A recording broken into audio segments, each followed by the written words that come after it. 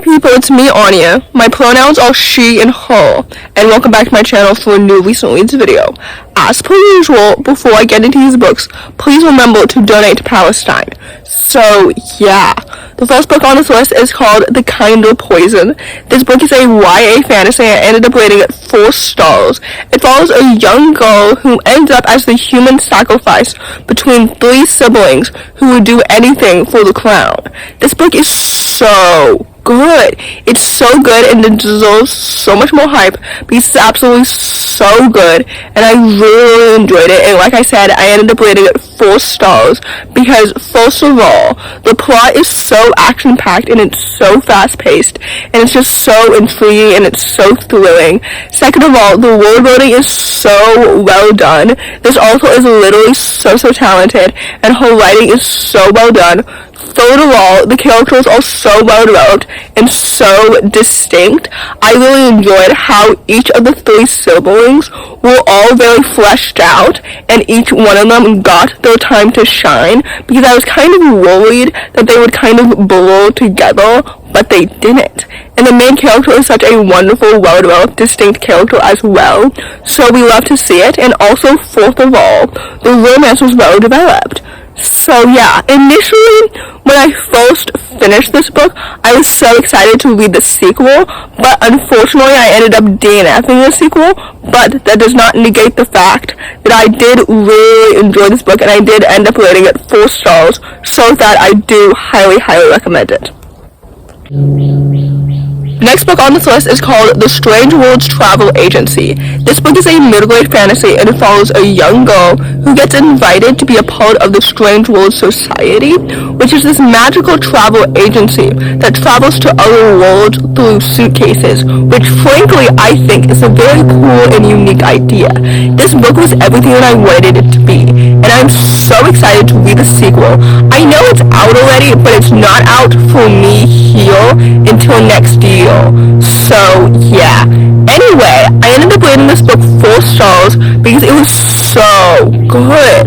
First of all, the world building was so inventive, and it was so immersive, and it was so well developed.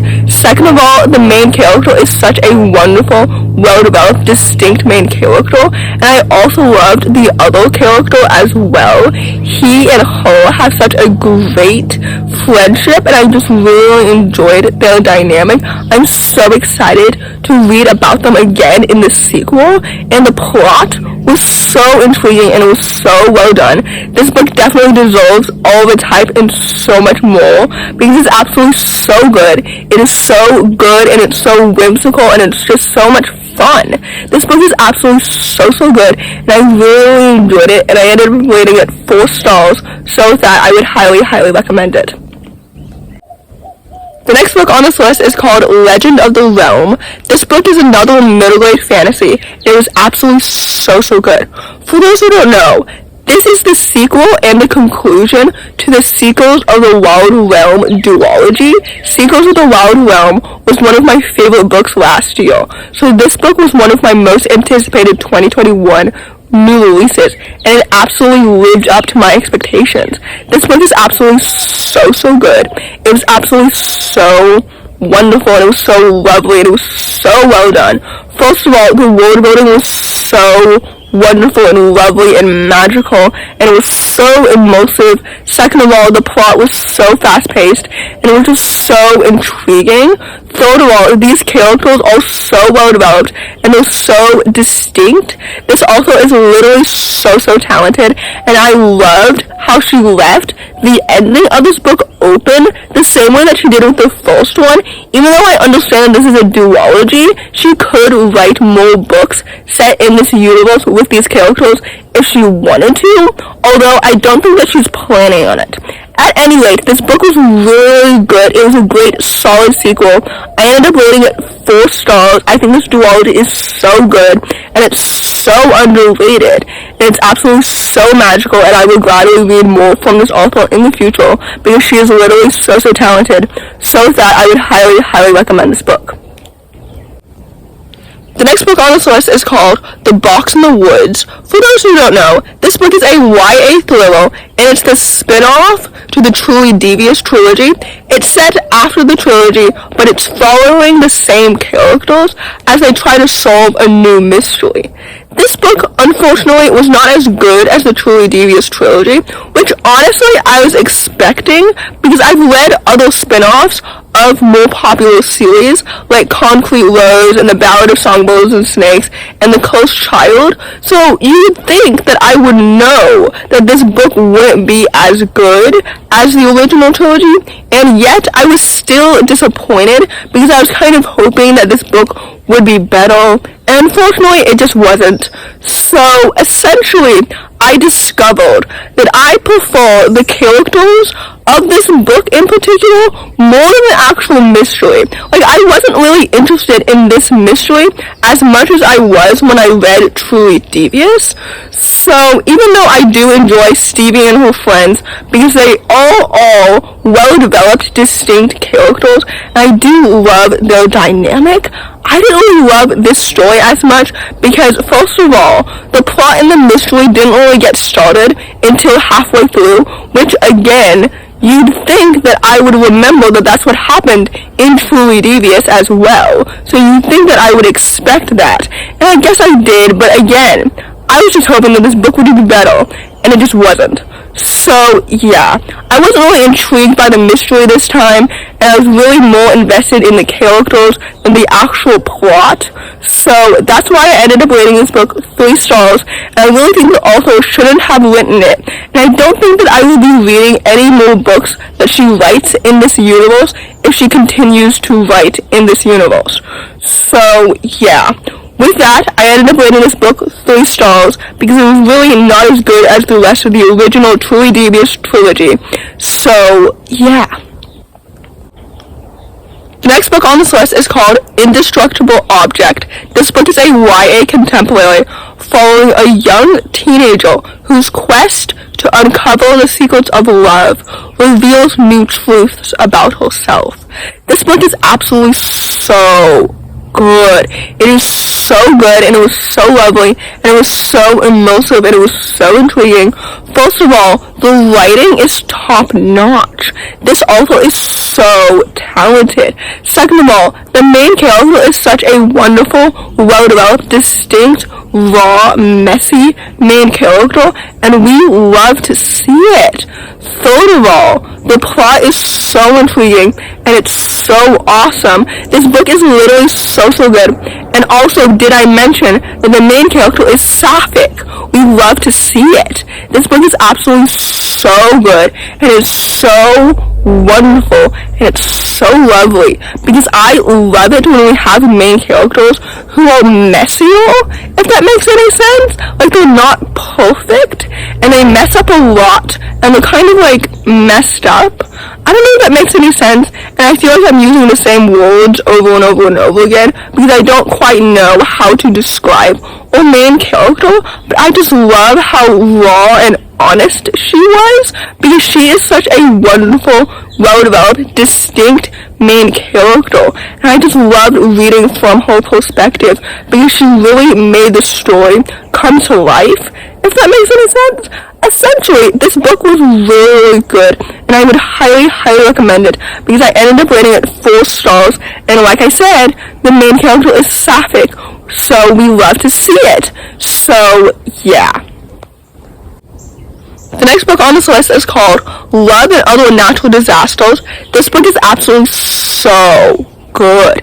It's another YA contemporary following a young Asian lesbian. So again, we love to see more sapphic representation. Anyway, so this book follows her as she dates, well, she's fake dating this other girl because the other girl wants to make her ex jealous. So she hires the main character. That sounds weird. She doesn't hire the main character because she's not getting paid to fake date her. She's just like, you want to fake date me so that we can make my ex jealous? And the main character's like, sure. But she wants to make the fake dating real dating, as we all know with fake dating books. Anyway, so, I don't know if that synopsis made any sense at all because I'm not the best at selling books, but I always underestimate my influence that I have on people. So the point is, this book was so good. It was so wonderful, and it was so lovely, and it was so well done. First of all, the main character is such a wonderful, well-developed, distinct character that I was so emotionally attached to. I love her so much, and I loved her character development, and she is such a wonderful person, and I love her so much. Second of all, the writing was so lovely, and it was so wonderful. I had really low expectations for this book, if I'm being completely honest with you, because I've read 2 other books by this author, and I rated those 2 other books 3 stars and 2 stars, so I wasn't really expecting to rate this book 4 stars, because I was so invested. This book hooked me from the very beginning. We love to see it. Fake dating isn't honestly one of my favorite tropes, but this book did it so well. The romance was so well developed, and it was so lovely. This book is so good. We love to see it. So with that, I really enjoyed this book because the main character was so wonderful, and it was so lovely. The romance is so well developed. The plot was so intriguing, and overall, this book is really good, and it deserves all its hype and so much more. So with that, like I said, I rated it 4 stars, and I would highly recommend it. The last book on this list, but certainly not the least, is called Ahmed Aziz Epic Year.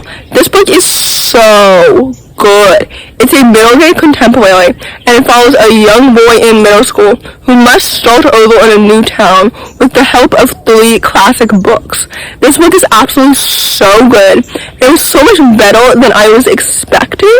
I often have low expectations with authors' debut books because obviously I've never read anything by them before, so I don't really have any high expectations. But this book was absolutely so awesome. It was so well done. This book deserves so much more hype. It's absolutely so good. So first of all, the main character is such a wonderful, well-developed, distinct main character, and I was so emotionally attached to him. We love to see it. The plot was so intriguing, and it was so well done. And overall, this story just felt very wholesome, and it was just really good. I was so invested, and I was so immersed in the story and in everything that was happening. This book is absolutely so good, and I believe it's also own voices for the Indian and Muslim representation because the main character is Indian and Muslim, so we love to see it. This book is absolutely so good. It's such a feel-good, wonderful, lovely, wholesome book, and I ended up rating it 4 stars, so with that, I would highly recommend it.